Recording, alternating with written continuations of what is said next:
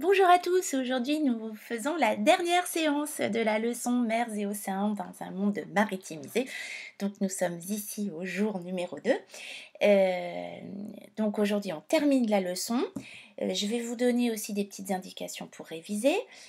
Pour la troisième séance et peut-être aujourd'hui pour les 4A et les 4G, donc vous avez le QCM de révision mais il est très court, hein. C'est juste pour vous entraîner sur les leçons qu'on a faites, les séances qu'on a faites cette semaine. Et puis, la semaine prochaine, vous avez un QCM bilan. J'aimerais bien que vous fassiez attention. Je vais vous donner quelques conseils pour le QCM bilan. D'abord, vous allez trop vite. Voilà, c'est pas parce que c'est des questions courtes et que vous n'avez pas à rédiger qu'il faut aller aussi vite. Vous devez prendre 3, 4 minutes par question, bien lire, regardez votre cahier en même temps, ça ne me pose pas de problème, d'accord? Regardez votre livre, cherchez, essayez de voir où sont les erreurs dans les propositions qui sont faites et quelles sont les propositions qui sont réellement vraies. Je vous assure, vous allez trop vite. Parfois, je vois 10 minutes, 15 minutes voilà, de QCM, c'est trop peu. Donc pour le QCM bilan, hein, pas pour le QCM de révision. Donc voilà. Et puis vos erreurs, elles montrent aussi que vous n'osez pas cocher. C'est-à-dire que parfois vous avez coché une réponse vraie alors qu'il y en a quatre, hein. Je vous donne pas le nombre de réponses correctes exprès pour que vous réfléchissiez, hein. Voilà. Après, je vous accorde que le dernier QCM bilan, il était un petit peu difficile. Comme je prépare toute seule chez moi, je perds un peu le contact avec le, le- le- avec la réalité d'un élève. C'est normal ça.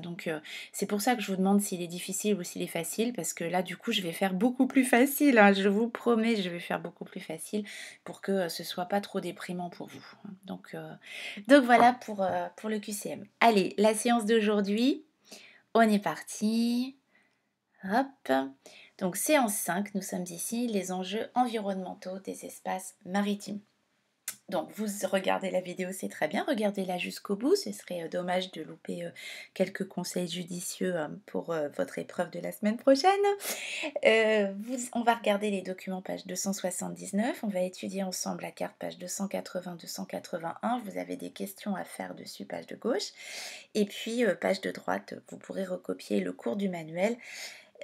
C'est page 283 qui vous donnera votre leçon. Alors vous pouvez prendre une nouvelle double page ou continuer sur la page précédente si vous avez de la place, il n'y a pas d'importance. Et puis vous allez réviser pour le QCM de révision et pour le QCM bilan de la semaine prochaine. Allez, c'est parti, vous ouvrez votre livre et puis nous voilà, donc page 279. Alors aujourd'hui nous allons parler environnement. Et le premier document concentre ce fameux septième continent de plastique, hein, qui s'accumule un peu partout et notamment dans l'océan Pacifique. Donc en fait, vous savez que la mer est parcourue par des courants que ces courants créent ce qu'on appelle des vortex, hein, c'est-à-dire des endroits où il y a des accumulations d'eau et donc comme les courants charrient également les déchets qui sont accumulés dans la mer par l'humain, eh bien il y a des endroits où ce plastique s'accumule. Alors on parle parfois de septième continent. Attention, hein, parce que ce septième continent donne l'illusion qu'on pourrait marcher sur ces déchets. Ce n'est pas le cas, hein, ce ne sont pas des continents solides. Alors pour vous montrer, j'ai fait une petite recherche image sur Google, septième continent. Vous voyez qu'on trouve un peu tout et n'importe quoi, hein. Alors, à quoi ça ressemble? Ça ressemble à ça, hein, c'est-à-dire que vous avez des particules en suspension, ici on voit bien, des particules en suspension qui affleurent à la surface. Par contre, ça ressemble pas du tout à ça. Ça, c'est une photographie qui a été choisie pour illustrer l'idée du septième continent, mais pour choquer les gens qui la regardent. Vous ne pouvez pas avoir un homme sur une barque en plein milieu du Pacifique. C'est impossible. Par contre, auprès de certains littoraux, quand les États n'ont pas mis en place un système de gestion des déchets, eh bien nous avons hein, cette accumulation de déchets. Mais là, il s'agit davantage de la situation sur un littoral, hein. C'est la même chose ici. Vous ne pouvez pas avoir de si petits bateaux en plein milieu de l'océan, hein. Par contre, donc là, vous voyez, la façon dont ça s'accumule. Et en fait, il s'agit davantage d'un continent sous-marin qu'un continent à la surface de la mer. C'est un continent immergé en fait. Donc voilà. Alors je vous invite à aller cliquer sur tous ces liens, vous faites une recherche par image et puis vous allez apprendre plein de choses sur ce septième continent de plastique. Il y a notamment une expédition qui a été menée qui s'appelle Expédition septième continent et là il y a des choses vraiment intéressantes. Donc je vous encourage à aller voir si le sujet vous intéresse. Alors, je passe au document 10. Les océans, espaces de régulation climatique. Les courants marins jouent un rôle majeur dans la régulation thermique de la planète. Ils opèrent des transferts d'énergie des hautes latitudes vers les basses latitudes et inversement. On perçoit le rôle climatique des océans en comparant des régions de même latitude bordées par des courants de températures différentes, comme c'est le cas de part et d'autre de l'Atlantique, entre le nord-est américain, courant froid, et l'Europe occidentale, courant chaud. Le changement climatique semble avoir un impact sur la circulation océanique. Ainsi, la libération d'eau froide dans l'Atlantique Nord, consécutive à la fonte de la banquise arctique, entraîne un affaiblissement des effets adoucissants du Gulf Stream sur le climat de l'Europe occidentale, qui pourrait se refroidir dans un contexte de réchauffement du climat de la planète. Alors, c'est un texte qui est paru dans la revue Documentation photographique que nous utilisons beaucoup, les profs, parce que ça permet d'actualiser nos connaissances. Et donc, ce texte a été publié par Antoine Frémont et Anne Frémont-Vanaccor, qui sont des géographes spécialisés des espaces maritimes, en mars-avril 2015. Il est ancien ce texte, mais il reste totalement d'actualité. Alors pour que vous le compreniez mieux, donc vous gardez votre texte sous les yeux, et puis moi je vais aller regarder la carte, et puis ça tombe bien parce que cette carte ensuite on va la commenter. Alors, on vous dit que les courants marins jouent un rôle majeur dans la régulation thermique de la planète, donc la régulation des températures.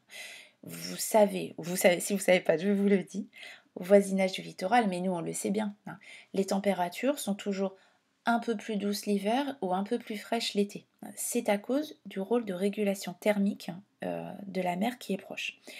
Donc, il y a des transferts, alors au niveau de la planète cette fois-ci, on vous explique qu'il y a des transferts d'énergie des hautes latitudes, c'est-à-dire des zones les plus proches des pôles, vers les basses latitudes, c'est-à-dire les zones les plus proches de l'équateur. Donc il y a en fait des échanges de température grâce au courant marin entre les zones froides et les zones les plus chaudes. D'accord ? Donc, de part et d'autre de l'Atlantique, on vous explique qu'il y a des compensations de température entre l'Atlantique Nord ici et l'Atlantique Sud ici. Vous avez là, par exemple, un courant marin chaud qui parcourt l'océan Atlantique et qui arrive sur nos côtes. Ça s'appelle le Gulf Stream, d'accord ? Mais si il y a des eaux beaucoup plus froides qui se déversent dans l'Atlantique à cause de la fonte de la banquise ici, ça veut dire que ce Gulf Stream va être beaucoup plus froid ou qu'il va être dévié. J'espère que vous comprenez bien ce que je suis en train d'expliquer. Ce qui signifie que là actuellement ce Gulf Stream il fait que on a des températures beaucoup plus douces que dans les régions à la même latitude que nous en Amérique du Nord par exemple. Je vous rappelle que Bordeaux est à la même latitude que New York, mais il fait beaucoup plus chaud à Bordeaux qu'à New York, d'accord ? À New York par exemple vous avez des températures extrêmes l'été mais extrêmes l'hiver. Nous on a des températures beaucoup plus douces et c'est à cause du Gulf Stream. Par contre, s'il est dévié, ça veut dire que ici, nous risquerions d'avoir des températures beaucoup plus fraîches. Donc voilà, donc quand on parle de réchauffement climatique, ça ne veut pas dire que la température, elle augmente partout sur le globe. Ça veut dire que la température augmente dans les zones les plus élevées de l'atmosphère et que ça provoque des changements climatiques. C'est pour ça qu'il vaut mieux parler de changement climatique plutôt que de réchauffement climatique. Voilà, je vais revenir à la carte tout à l'heure, on n'avait pas regardé le document 11. et donc qui illustre la pollution marine. Mais vous êtes très sensibilisés, hein, nous sommes tous très sensibilisés ici sur le littoral à la pollution marine. On ne sait pas dans quel état d'ailleurs nous allons retrouver nos plages, hein, puisque nous ne les voyons pas. Peut-être que on va avoir justement, on va découvrir des accumulations de déchets. Je sais qu'il y a des photos qui ont été prises. Sur des plages où à la Noé, à la plage de la Noé, il y a de l'herbe, hein, qui est en train de pousser apparemment. Pour moi, j'habite à plus d'un kilomètre de la plage, donc je la vois pas et je vois pas la mer. Je peux vous dire que ça me manque énormément. Je suis sûre qu'il y en a parmi vous qui sont en train de m'écouter et qui sont en train de faire oui, oui, ça nous manque aussi. Donc, bon, allez, bientôt, bientôt, on va pouvoir au moins aller voir la mer, si c'est pas aller galoper sur la plage. Donc je reviens à mon document. Donc 90% des oiseaux marins auraient déjà avalé des résidus de plastique. Alors ça pose un gros problème, hein, ça pose un problème pour les oiseaux. Ça pose un problème pour l'humain parce que ces résidus de plastique ils sont aussi consommés par les poissons. Et c'est la raison pour laquelle aujourd'hui on nous demande parfois de ne pas consommer trop de poissons de pêche en haute mer parce que finalement ce poisson il est pollué, hein. Et donc on ingère avec le poisson les particules de plastique qu'il a lui-même ingéré. Alors on passe à la carte parce que c'est sur la carte que vous allez avoir du travail à faire. Hop, je vous la commande cette carte, ce serait bien que vous l'appreniez. En tout cas que vous la regardiez très très très attentivement et que vous en reteniez les principales caractéristiques. Et il y aura des questions qui vont porter sur cette carte lors du QCM de révision et du QCM bilan. Alors elle nous permet en fait cette carte de conclure, hein, de faire une belle conclusion sur notre cours parce qu'elle nous permet de tout revoir. Alors, ensemble, on a vu avant les vacances les principales routes maritimes. Alors vous vous souvenez, hein, vous voyez les routes maritimes, là il n'y en a pas ici, hein, mais vous voyez que la route qui part d'Asie orientale, si elle passait par là, elle serait quand même beaucoup plus courte que la route actuelle, hein, qui passe par la mer Rouge, la mer Méditerranée et la mer du Nord, hein. Ces routes maritimes, elles relient des ports, hein, et certains de ces ports sont si proches, hein, qu'ils constituent des façades maritimes. Alors, on va s'arrêter un instant sur ces grandes façades maritimes. Donc, vous avez la façade maritime de l'Asie de l'Est, constituée essentiellement par des ports chinois. La façade maritime de l'Europe du Nord, ici on ne vous a mis que Rotterdam, mais vous avez aussi par exemple le port d'Anvers ou le port d'Hambourg. La façade maritime de la côte est de l'Amérique du Nord, hein, qui comporte le port de Houston ici, hein, qu'on appelle Louisiana, et le port de la Nouvelle-Orléans, pardon, donc le port de la Nouvelle-Orléans et le port de Houston, donc Louisiane plus Texas, le port de New York, et puis la côte ouest de l'Amérique du Nord avec Los Angeles, mais aussi San Francisco. Donc voilà pour ces grandes façades maritimes et ces principaux ports. Donc en Asie, donc il y a les ports de la côte est du Japon, et puis vous avez trois groupements de ports. Le port du golfe du Bohai, donc qui comprend les ports de Corée du Sud et les ports qui sont aux environs de Pékin. Les ports du delta de Yangtze, où là vous avez Shanghai et Yangshan, et le port du delta de la rivière des Perles, c'est davantage Hong Kong. Alors, ça, c'est pour le commerce maritime. Ce commerce maritime dépend, vous l'avez vu, des passages transocéaniques. Vous devez les connaître, s'il vous plaît. Le détroit de Malacca, le détroit d'Ormuz, très important parce qu'ici vous avez une zone productrice de pétrole et que donc vous avez essentiellement des tankers qui passent ici. Le canal de Suez, les deux grands canaux transocéaniques, canal de Suez, canal de Panama. Le détroit de Gibraltar et le Northern Range qui est ici au niveau de la Manche. Alors ces mers et ces océans, on a vu ensemble que c'était des espaces qui étaient attractifs parce qu'ils comportent des ressources importantes. Des ressources en énergie, avec des gisements d'hydrocarbures. Là, vous avez ceux qui sont exploités. Donc, on retrouve l'exploitation autour de l'océan glacial arctique. Et puis, évidemment, ici, dans les pays du Golfe Persique, mais vous voyez qu'il y en a d'autres que vous ne connaissiez pas forcément. Donc, ici, en mer du Nord, hein, notamment la Norvège et l'Écosse, hein, ont de nombreuses plateformes d'hydrocarbures en mer. C'est le cas aussi dans le Golfe du Mexique, dans l'océan Pacifique également, et dans le Golfe de Guinée. Autre ressource, la pêche. Donc vous avez ici les zones de pêche principales du globe qui sont souvent surexploitées. Et cette exploitation des océans, elle a des conséquences. C'est que quand on transporte du pétrole, il peut y avoir des marées noires. Ici, vous en avez une qui a été occasionnée par le naufrage d'une plateforme offshore dans le golfe du Mexique. Et puis, vous retrouvez ici la marée noire de l'Erika. Voilà, vous étiez tout petit, ou même peut-être pas né. Et puis vous voyez qu'il y a eu de nombreuses régions qui ont été affectées par des marées noires, occasionnées essentiellement par des naufrages de tankers. Euh, Tout cela attire les pirates. Donc vous avez des zones majeures de piraterie qui se trouvent aux alentours, le plus souvent, des points de passage transocéaniques, puisque c'est là où vous avez la plus grande concentration de navires. Et puis enfin, ces mers et ces océans, on l'a vu ensemble, ils sont au cœur de tensions parce que parfois les zones économiques exclusives sont disputées entre les États. Alors on retrouve notre problème en mer de Chine ici, le golfe Persique, la Méditerranée, le golfe de Guinée, les Caraïbes, la Louisiane, enfin le golfe du Mexique, pardon, et puis toute la zone arctique. Donc voilà pour ce cours sur les mers et les océans. Cette carte, elle est vraiment très bien faite et elle vous permet d'avoir une vision globale de tout ce qu'on a appris, pas ensemble, mais de tout ce qu'on a appris au cours de cette leçon. Je vais regarder maintenant avec vous le cours que vous avez à recopier, page de droite, pour aujourd'hui. Alors, je vous le lis. Donc, des espaces riches mais menacés. Alors, vous pouvez recopier les intertitres, le petit 1 et le petit 2. Petit 1, des océans vitaux pour l'humanité. Les espaces marins couvrent plus de 70% de la surface du globe. Ce sont des régulateurs climatiques et des réservoirs de biodiversité essentiels pour notre planète. Ils sont également complémentaires des espaces terrestres pour les ressources énergétiques et alimentaires qu'ils procurent aux populations. Petit 2, mais dégradés par la surexploitation. Cependant, ils sont menacés par les activités humaines. 80% de la pollution et de la dégradation des mers et des côtes proviennent de sources et d'activités terrestres.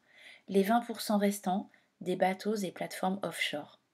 À cette pollution chronique s'ajoutent des pollutions accidentelles majeures, comme l'explosion de plateformes pétrolières Deepwater Horizon dans le golfe du Mexique en 2010. C'est ce que je vous disais à l'instant.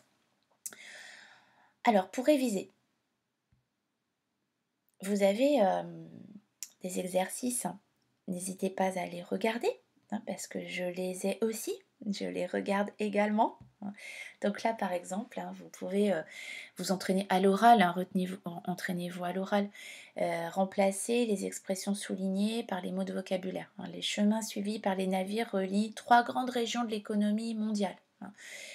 Donc on a parlé des différents pôles. Voilà. Ces dernières sont à l'origine des 2 tiers du commerce mondial. Elles concentrent aussi de grandes régions littorales formées de plusieurs ports connectés entre eux. Oui, bon, alors les façades maritimes, d'accord. Cet exercice-là, il est intéressant parce qu'il vous permet d'organiser vos connaissances. Où est-ce que vous allez mettre conflit géopolitique? Bon, c'est dans l'espace convoité. Réservoir de biodiversité, plutôt dans l'espace menacé. Donc, entraînez-vous à reclasser ces mots dans les bonnes cases. Et puis, ce petit vrai ou faux, là, moi, il me semble qu'il est vraiment très très bien. Je l'aime beaucoup, ce petit vrai ou faux. Donc voilà, si vous suivez la vidéo jusqu'au bout, tant mieux pour vous. Pour les autres, tant pis. Alors, les routes maritimes relient en priorité les plus grands ports et donc les principales façades maritimes. Oui, c'est vrai. Le commerce mondial est assuré à 90% par voie terrestre. C'est vrai aussi. Pour les compagnies de transport maritime, les très gros porte-conteneurs sont un moyen de faire face à la croissance des échanges dans le monde. Oui, c'est vrai. Les plus gros navires peuvent faire escale où ils le veulent malgré leur taille imposante. Non, c'est faux, parce que sinon on en aurait dans le port de Saint-Nazaire. Et les ressources des océans, malheureusement, hein, ne sont pas illimitées, hein. Elles sont limitées et je crois que vous y êtes sensibilisés parce que vous habitez proche d'un littoral, mais aujourd'hui, tout le monde est sensibilisé à ce problème. Voilà. Bon, ben, le cours est terminé, au moins celui-ci. Donc la semaine prochaine, QCM bilan. Et puis bah, là, j'enregistre, nous sommes jeudi 30 mai. Je sais pas quand est-ce qu'on va se revoir les petits là. J'ai un peu peur qu'on se revoie pas. Euh, je sais pas ce que je vais faire encore après. Je vais passer à l'histoire, je pense. Donc voilà. Euh, et puis bah, je vous souhaite une bonne fin de journée. J'espère que vous allez bien. Vous ferez un coucou pour moi à vos parents qui sont toujours là à vous soutenir et à vous supporter parce que j'imagine que ça doit pas être tous les jours facile. Même si vous êtes très mignon, il doit y avoir des moments un peu plus difficiles que d'autres. Et puis bah, je vous remercie voilà, d'être toujours là, de regarder ce que je fais pour vous. Je pense beaucoup à vous tout le temps, toute la journée. Et puis, bah, je vous souhaite beaucoup, beaucoup de courage pour affronter tout ça. À très, très bientôt.